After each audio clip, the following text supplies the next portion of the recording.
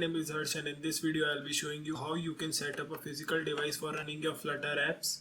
So let's get to the video. So the reason why we use a physical device is because if you don't have a powerful computer or a powerful laptop, then there are chances that your computer will freeze while you are running an emulator.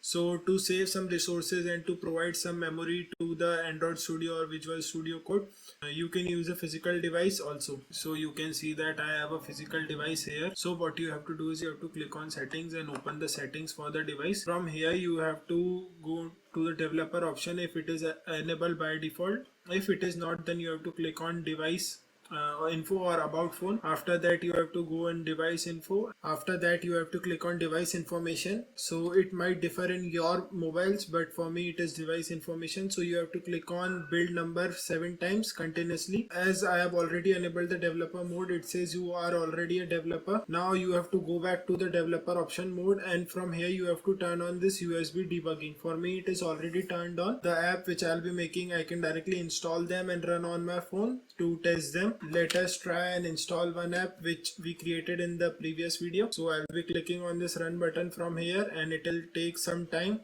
From here bottom you can see that the device which is currently connected and the device which I showed you is enabled by default, so it will be installing and launching the app that device. So let's wait until it is installed, built completely. So you can see that the build has completed and the app will be launching anytime. You can see that the app has launched in the device.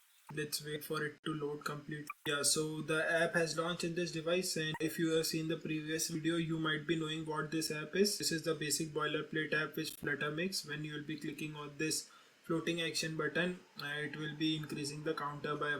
So yeah, that was it for this video. I hope you have understood how you can set up a physical device for running your Flutter app.